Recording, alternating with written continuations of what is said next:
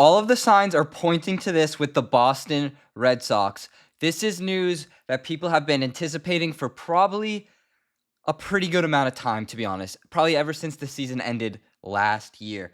This is Red Sox Digest. I am Sean Barry. Before we get into anything, if you are part of the 77.9% that is not subscribed, please make sure you do so. Help us on our journey to 3,000 subscribers.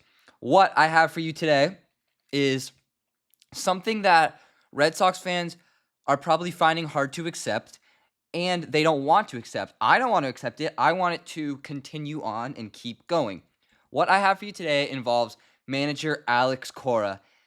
The Red Sox, the last couple of seasons, have been very, very, very underproducing under Alex Cora's rule, I would say.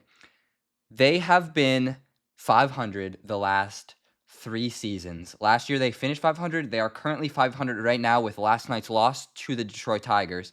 And then I think the season before that they lost one more game than they won. So they were one game below 500 basically.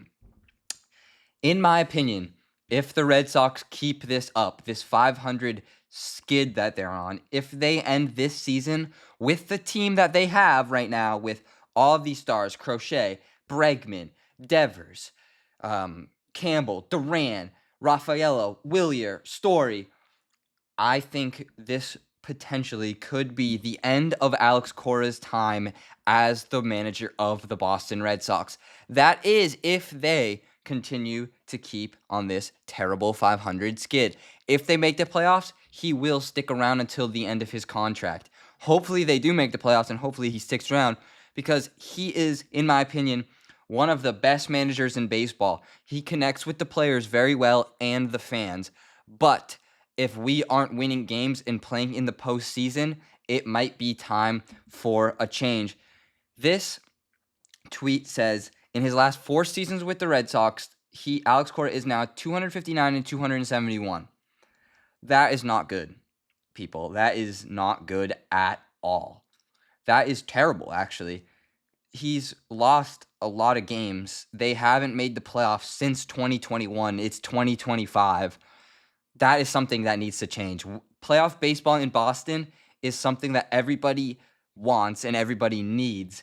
Playoff baseball is obviously everybody shoots for playoff baseball, but we expect playoff baseball every season. We hold the Red Sox and every team in Boston, to that matter, to a very high standard, higher than every city in the United States. So, what should the Red Sox do with Alex Cora? That is not up to me, of course, or you. It's up to the front office. But I'm suggesting if he continues on this skid, to move on from him. There are plenty of managers out there that will be willing to take on the role of manager of the Boston Red Sox, one of, if not the most historical franchise in the entire MLB. Alex Cora this guy says Alex Cora is the worst pitching manager in all of baseball, and it's not even close, which makes sense because last night was brutal. I made a video on that. Please go check that out. The bullpen of the Red Sox is garbage. Alex Cora, so far this season, has proven to us he doesn't really know how to operate this bullpen. I blame him for half of that, but I also do blame the front office because the front office has done nothing to help this bullpen. Yes, they went out and get Hendricks 2 seasons ago, and he's finally been playing baseball. They got Chapman this year. They got Sandoval this year, but he's on the 60-day IL. Chapman and Hendricks are the only 2 guys that could potentially be game changers for the team. Other than that, the bullpen hasn't been anything special the last couple of seasons. So I blame half Cora, half the front office. Obviously, Cora doesn't sign the guys. He just puts them in the game. But he hasn't been putting them in the game smart. For example, the Easter Sunday game this past year against the Chicago White Sox, I was at. Tanner Houck gave up a 2-run home run in the first inning. The Red Sox come back, take the lead. He takes Tanner Houck out in, I think, the 5th or 6th inning. Tanner could have gone two more innings, I would say. But instead, he brings in Zach Kelly. Zach Kelly gives up a run and then loads the bases. And then he brings in somebody else. And then that person gives up the lead, and the Red Sox end up losing that game. that's Cora's fault right there because he doesn't know how to put these guys in these situations this season. He's done great in the past with his bullpen and everything like that, but this year he has not been good with that at all.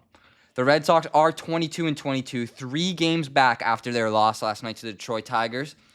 It was brutal last night. It was a terrible walk. 3-run homer by Javier Baez was terrible. I was so mad. He has been terrible, Javi, these last couple of seasons, and giving up a 3-run home run was trash for that game last night. I think Cora didn't use his bullpen properly. He went on saying that someone asked him why he kept in Weissert in the 11th inning, and he said he's the only guy available. He was the only one stretched out. Then use the phone and call the bullpen. Either put more guys in there or get somebody loose. You have Hendricks, who didn't play last night. You have other guys who didn't play last night who could have won you the game. And you decide to keep Weissert in, and he gives up a 3-run homer to lose. That is not a good decision by him. The Red Sox last night struck out 7 times with runners in scoring position. That is insane. 7 times with runners in scoring position? What are we doing? That is garbage. You can't do that as a pro club. I'm sorry. 7 times with runners at second or third?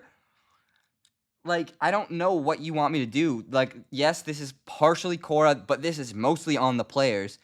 You guys got to see the ball.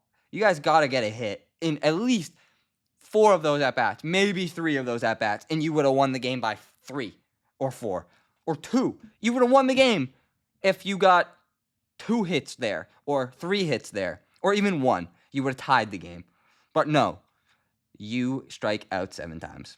Okay? That is garbage. I'm sorry, but that's terrible. Alex Cora, every time they seem to lose and every time they seem to be not playing very solid, he always says, we just need to get better. We just need to get better. Yeah, no shit, Alex. You do need to get better. We have to get better as a club. So that means you have to hold guys accountable for things that they do wrong. You have to coach them to success. Okay? You are an MLB manager. You have to do things that are uncomfortable sometimes. That's your job. Okay? So that's on you. We just need to get better. You also need to get better with managing. You are a great manager, but you need to be a manager. You can be a manager and you can be a friend. You can combine those and you'll be fine. Okay?